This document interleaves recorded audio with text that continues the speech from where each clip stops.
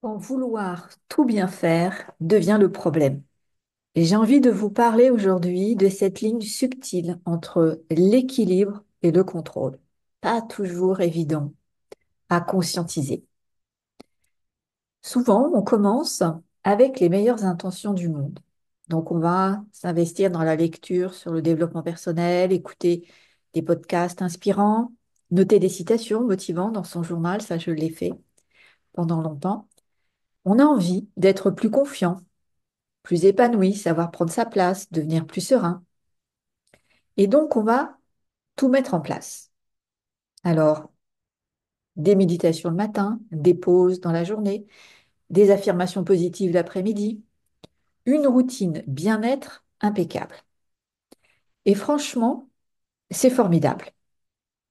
Sauf que parfois, sans qu'on s'en rende compte, il y a quelque chose qui va basculer. C'est-à-dire que ce qui devait à la base nous épanouir, nous rendre plus confiants, sereins, en quelque sorte nous libérer, devient une prison dorée. Parce que parfois, la quête d'harmonie, la recherche de la confiance en soi se transforme en obsession de contrôle. Parce que la vérité, c'est qu'il existe une différence fondamentale entre cultiver son équilibre intérieur et vouloir tout contrôler. Et cette frontière, elle n'est pas toujours facile à distinguer. On peut facilement tomber dedans sans s'en apercevoir. Au début, on se dit, je vais méditer 10 minutes par jour pour être plus calme, pour gagner plus en sérénité et installer un petit peu plus de confiance en moi. Alors effectivement, c'est tout à fait constructif. Simplement, si progressivement ça devient, il faut que je médite, sinon ma journée sera fichue. Si c'est il faut que je sois confiant, serein en toutes circonstances. Si c'est il faut que je contrôle mes pensées négatives, il faut que je maintienne mon énergie au plus haut. C'est là où on a basculé de nouveau dans cette notion de contrôle. Ces petits il faut, insidieux, ils vont s'accumuler comme des poids qu'on empilerait sur nos épaules. Et du coup, chaque intention bienveillante, chaque action qu'on a envie de mettre en place se transforme en obligation rigide. Les moments de pause ne sont plus des moments de pause, mais une performance à réussir. La régulation de son humeur, la confiance en soi, n'est plus une capacité à accueillir ce qu'on ressent, mais un impératif d'être constamment zen, constamment confiant. Comme cette personne qui voulait gagner confiance en elle. Elle s'est mise à faire tout ce qu'il fallait. Lire les bons livres, suivre les bonnes pratiques, mettre en place une routine matinale aux petits oignons. Et ça marchait plutôt bien. Jusqu'au jour où elle a eu une semaine difficile au boulot. Et là, au lieu de simplement traverser ce moment, de se dire, OK, c'est dur en ce moment, eh bien, elle s'est mise à méditer 3 fois par jour au lieu d'une, à multiplier les exercices de gratitude, à forcer la positive attitude. Résultat, elle était encore plus stressée. Et puis surtout, elle s'est sentie coupable de ne pas arriver à être sereine. En fait, elle avait saboté toute la base qu'elle avait construite en voulant trop bien faire, sans se rendre compte qu'elle avait basculé de nouveau dans le contrôle. Et c'est là qu'on touche au cœur du problème.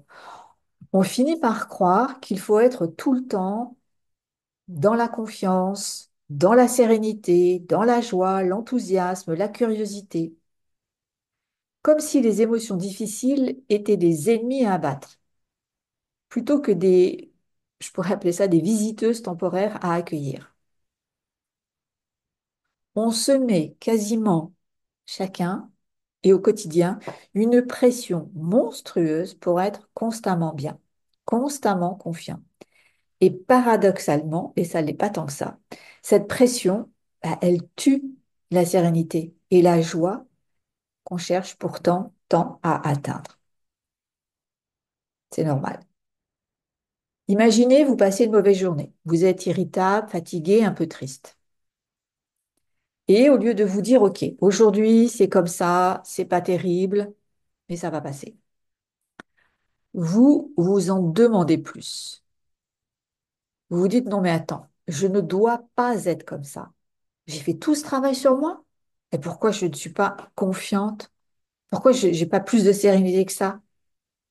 Alors vous allez vous forcer à méditer alors que vous n'en avez pas envie. Vous allez réciter en boucle des affirmations positives qui vont sonner faux dans l'état actuel que vous êtes, dans lequel vous êtes. Et vous essayez de vous convaincre que tout va bien. Et devinez quoi? Eh bien, vous allez vous sentir encore plus mal et c'est bien normal. Parce que non seulement vous étiez dans une période, une passade triste, mais en plus, vous vous mettez en situation d'échec, simplement face à vos propres standards impossibles. Et c'est pas une critique, parce que je suis tombée dans tout ça aussi, hein. Faut bien comprendre que c'est pas naturel d'être confiant en permanence, ni joyeux ou serein. Personne ne l'est, moi comme tout le monde. Et j'ai des années de développement personnel derrière moi. Les émotions, toutes les émotions font partie de l'expérience humaine. Et vouloir les contrôler en permanence, eh bien, c'est aller vers l'épuisement et se vouer à l'échec. Alors, c'est quoi la solution, vous allez me dire? Eh bien, en fait, elle réside dans quelque chose qui peut paraître paradoxal et qui ne l'est pas. Ce qui compte le plus, ce n'est pas de ne jamais retomber dans le contrôle, la pression ou les phases difficiles. C'est notre capacité à accueillir ces moments quand ils arrivent. Elle est là la solution. Parce que oui, on va tous avoir des phases où on va retomber dans ce contrôle. C'est naturel, c'est normal. Oui, on aura tous encore des moments où on va se remettre à tout vérifier, à tout organiser, à tout forcer. Ça peut évidemment nous arriver. Et la vraie force dans ces moments-là, c'est de pouvoir observer ça avec bienveillance et se dire, tiens, je suis de nouveau en train de tout contrôler, je suis en train de m'en apercevoir, alors je vais m'accueillir. Et maintenant, je peux desserrer la prise. Et vous verrez que c'est vraiment ce qui va se passer. J'ai pu l'observer chaque fois. Chaque fois que je me suis acceptée, dans les moments où je retombais dans le contrôle, dans les moments où je commençais à tout vouloir forcer, réorganiser les choses, et que je me suis accueillie dans ces moments-là en observant que j'étais retombée dans le contrôle et en m'accueillant dans cette retombée, le lendemain, ou même quelques heures parfois après, j'atteignais un calme incroyable. Si vous travaillez sur votre confiance en vous depuis des mois, que vous avez une bonne routine et que vous sentez que vous progressez, et puis un jour, ben, il y a quelque chose que vous ratez, au lieu de vous flageller et de multiplier frénétiquement les exercices de confiance en vous, dites-vous simplement, OK, aujourd'hui, je me sens pas bien. Aujourd'hui, c'est vraiment inconfortable ce que ça me fait traverser comme émotion. Simplement, je peux accueillir ce qui se passe en moi le mieux que je puisse faire, même si ça n'est pas parfait, sans vouloir me forcer à sortir de cet inconfort. C'est se laisser traverser par cette phase difficile. Et naturellement, vous verrez que quelques heures ou quelques jours parfois plus tard, vous allez retrouver de l'énergie, tout simplement parce que vous ne vous êtes pas épuisé à lutter contre vous-même. L'équilibre ne s'atteint pas dans une perfection, dans le contrôle. L'équilibre, ce n'est pas un état fixe à atteindre et qu'on pourrait atteindre en plus une bonne fois pour toutes. C'est comme la confiance en soi. Ça n'est pas un état fixe. Ça n'est pas quelque chose qu'on atteint une bonne fois pour toutes. Et je sais que c'est difficile à entendre parce que je peux, moi, encore aussi retomber dans cette idée que c'est un état fixe. Eh bien non. C'est un mouvement, ce sont des émotions qu'il y aura à accueillir, qui nous feront passer par des moments down, des moments plus joyeux, et trouver la capacité d'accueillir les moments plus inconfortables pour découvrir qu'après cette phase, on se remet en action pour revenir à ce qui nous fait du bien. Et souvent, la meilleure chose à faire dans ces moments-là, c'est de ne rien faire. Sauf, je tiens à le préciser, si nous sommes dans des angoisses incontrôlables, des anxiétés irrationnelles, des paniques, c'est très différent. Là, je parle de moments de tristesse, de moments de déception, de moments de colère, tous ces moments down qu'on peut tous vivre. C'est simplement se laisser se laisser traverser par cet orage intérieur sans essayer de le contrôler. Et parfois, effectivement, ça c'est du cas par cas aussi, c'est bien se donner un petit coup de pied aux fesses et de se dire, OK, ça fait 3 semaines que je broie du noir sans rien faire, peut-être que je peux reprendre quelque chose qui va me faire du bien, comme aller courir. C'est toujours cette espèce d'équilibre à trouver, qui sera du cas par cas. L'idée, c'est de ne pas tomber dans l'obsession du contrôle.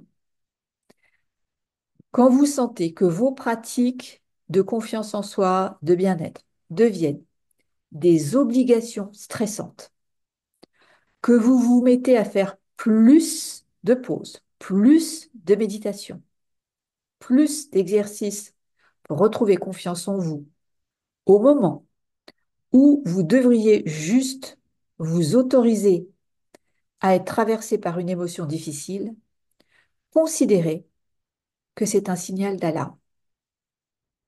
Vous êtes en train de saboter votre propre travail. À ce moment-là, le mieux à faire, c'est de se laisser traverser par ce qui se passe. Et ça peut être, par exemple, juste de pleurer un bon coup ou d'appeler un ami. Bon, effectivement, râler, se plaindre de sa situation, se soulager par la parole et ensuite rire avec cet ami de ce qui nous arrive. Mais pas d'ajouter une énième séance de méditation à votre emploi du temps déjà surchargé et à cette journée qui vous fait passer des mauvais moments. Gagner confiance en soi, cultiver l'harmonie intérieure, c'est un chemin, c'est pas une destination. Et sur ce chemin, il y aura des hauts et puis il y aura des bas. Il y aura des phases où tout va rouler et puis il y a des phases où on a l'impression de regresser et c'est normal, c'est humain. Et la véritable confiance, elle ne vient pas du contrôle, du vouloir tout bien faire pour que tout ce qui se passe en nous soit parfait. La véritable confiance vient de savoir qu'on est capable de traverser les moments inconfortables, les phases down, qu'on peut avoir des moments difficiles et s'en remettre, qu'on peut lâcher prise sur le besoin d'être parfait en permanence. La véritable confiance vient de la capacité à faire confiance au processus, à se dire oui, j'ai mis des bases solides en place et non, je n'ai pas besoin de les surcontrôler pour que tout fonctionne. En conclusion, oui, mettez en place ce qui vous fait du bien, informez-vous, apprenez, pratiquez, simplement gardez un œil vigilant, pas obsessionnel, hein, mais observez-vous sur les moments où ça bascule dans le contrôle et le contrôle obsessionnel.